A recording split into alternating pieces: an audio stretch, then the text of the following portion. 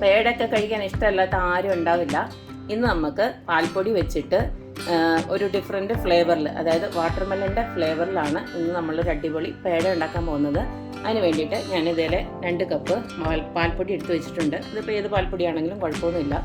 പിന്നെ ആവശ്യാനുസരണം നമുക്ക് മധുരം ഇട്ട് കൊടുക്കാം. പിന്നെ ഞാൻ കുറച്ച് വാട്ടർമെലൻ കട്ട് ചെയ്തെടുത്ത് വെച്ചിട്ടുണ്ട്. അടുത്തത് നമുക്ക് ഈ വാട്ടർമെലൻ്റെ ജ്യൂസ് ഒന്ന് റെഡിയാക്കി എടുക്കണം.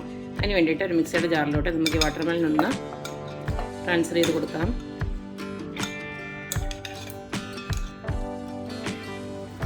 അപ്പോൾ വാട്ടർമെലൻ ഞാൻ നന്നായിട്ടൊന്ന് അടിച്ചെടുത്തിട്ടുണ്ട്. ഇനി നമുക്കൊരു അരിപ്പ് വെച്ചിട്ട് ഒന്ന് അരിച്ചെടുക്കാം.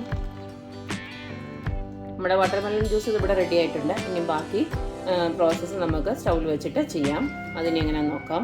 അപ്പോൾ ഞാനൊരു നോൺ സ്റ്റിക്ക് പാന് അടപ്പിലോട്ട് വെച്ചിട്ടുണ്ട്. ഇതിലേക്ക് നമ്മുടെ ആ ജ്യൂസ് ഒന്ന് ഒഴിച്ചു കൊടുക്കാം.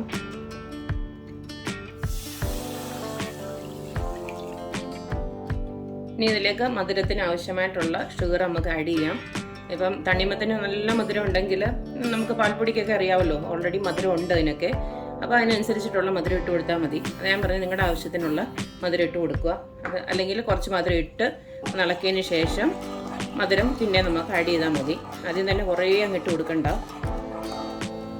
ഇതിപ്പോൾ അത് നന്നായിട്ട് തിളച്ച് വന്നിട്ടുണ്ട്. ഈ സമയം നമുക്ക് കുറച്ച് നെയ്യ് ഒന്ന് ആഡ് ചെയ്ത് കൊടുക്കണം.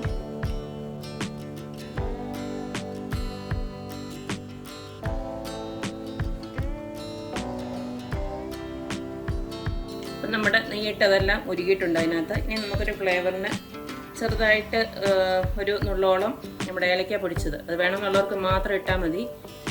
തികച്ചും ഓപ്ഷണലാണ്. അതിൻ്റെ മണം ഒന്ന്, അതായത് വാട്ടർമെലൻ്റെ മണം മാത്രം മതി. അതിൻ്റെ ഒരു രുചി ഏതായാലും ഉണ്ട്. അതിൻ്റെ ഫ്ലേവർ മാത്രം വേണ്ടവർക്ക് ഈ ഒരു ഏലക്കപ്പൊടി വേണമെങ്കിൽ ഒഴിവാക്കാം. ഇനി ഇതിലേക്ക് നമുക്ക് കുറേശ്ശെ നമ്മുടെ പാൽപ്പൊടി അങ്ങോട്ടിട്ട് മിക്സ് ചെയ്യാം. തീ കുറച്ച് വെച്ചിട്ട് ചെയ്യണം. കുറേശ്ശെ ഇട്ട് കൊടുത്ത് നല്ലതായിട്ടൊന്ന് ഇളക്കി മിക്സ് ചെയ്യണം.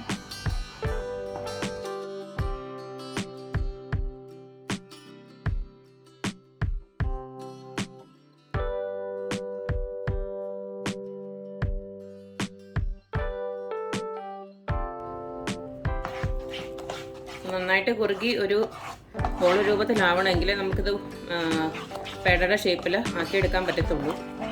ഉണ്ടല്ലേ, ഇപ്പോൾ ഈ ഒരു പരുവമായിട്ടുള്ളൂ. ഞാനിപ്പോൾ ഒരു ടീസ്പൂണോളം നെയ്യൂടെ ഒന്ന് ആഡ് ചെയ്ത് കൊടുത്തു. ഇതിനകത്ത് വീഡിയോയ്ക്കകത്ത് എടുക്കാൻ വിട്ടുപോയി. എന്തായാലും ഇത് നല്ലതായിട്ട് പറ്റി ഇങ്ങനെ വരണം.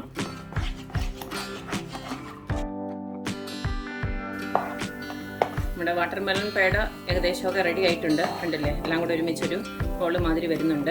ഇനി നമുക്ക് നന്നായിട്ട് തണുത്തതിന് ശേഷം ഇത് ഷേപ്പിൽ, നമ്മുടെ ഇഷ്ടമുള്ള ഷേപ്പിൽ ഇത് ആക്കിയെടുക്കാം. ഇപ്പോൾ തൽക്കാലം ഞാനിത് സ്റ്റൗ ഓഫ് ചെയ്യുകയാണ്. അതായിട്ടുണ്ട്. കാരണം ഇനിയും കൂടുതലായി കഴിഞ്ഞാൽ ഭയങ്കര ഇത് ഉറുക്കുമായി പോകും. നമുക്ക് കുറച്ച് സോഫ്റ്റ് ആയിട്ട് വേണമല്ലോ പേടയൊക്കെ കഴിക്കാനായിട്ട്. അപ്പം ഈ ഒരു പരുവത്തിൽ മതി, ഓഫ് ചെയ്യാം. ഇനി നമുക്ക് നന്നായിട്ട് തണുത്തതിന് ശേഷം ഇത് നമ്മുടെ ഇഷ്ടമുള്ള ഷേപ്പിൽ ഇത് നമുക്ക് ആക്കിയെടുക്കാം. ഇപ്പം നമ്മുടെ വാട്ടർമെലൻ പേട ഇവിടെ റെഡി ആയിട്ടുണ്ട്. ഇപ്പം ഞാനിത് ഇപ്പോൾ നമുക്ക് ഒന്ന് തൊടാവുന്ന ചൂടുണ്ട്, കുഴപ്പമില്ല. കുറച്ചൊന്ന് ആറിയിട്ടുണ്ട്. നമ്മുടെ കൈ ഒന്ന് ഒരു ഗീ വെള്ളം വെച്ചൊന്ന് ഗ്രീസ് ചെയ്ത് കൊടുക്കണം. അത് കഴിഞ്ഞിട്ട് നമുക്കിത് ഓരോ ഉരുളകളായിട്ടെടുത്ത് നമുക്കിഷ്ടമുള്ള ഷേപ്പിലാക്കിയെടുക്കുക.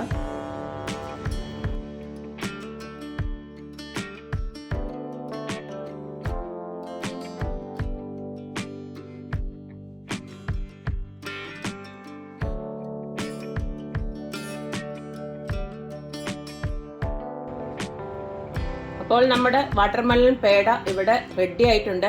ആരും പറയത്തില്ല ഇത് വാട്ടർമെലൻ്റെ ഇത് വെച്ചിട്ടാണ് നമ്മളിത് പേട ഉണ്ടാക്കിയിരിക്കുന്നതെന്നുള്ളത്. വാട്ടർമെലൻ്റെ ടേസ്റ്റ് ഉണ്ട് താനും, എന്നാൽ ഇത് വാട്ടർമെലനാന്ന് അങ്ങനെ വലിയ വാട്ടർമെലൻ്റെ കുത്തലും ഇല്ല. നല്ല അടിപൊളി ടേസ്റ്റാണ്. അപ്പോൾ ഈ റെസിപ്പി എല്ലാവർക്കും ഇഷ്ടമാവുമെന്ന് കരുതുന്നു. കാരണം അതൊരു വെറൈറ്റിയാണ്. എല്ലാവരും ഇത് ട്രൈ ചെയ്ത് നോക്കണം. അതുപോലെ തന്നെ എൻ്റെ റെസിപ്പീസ് ഇഷ്ടമുള്ള എല്ലാവരും please like, share and subscribe.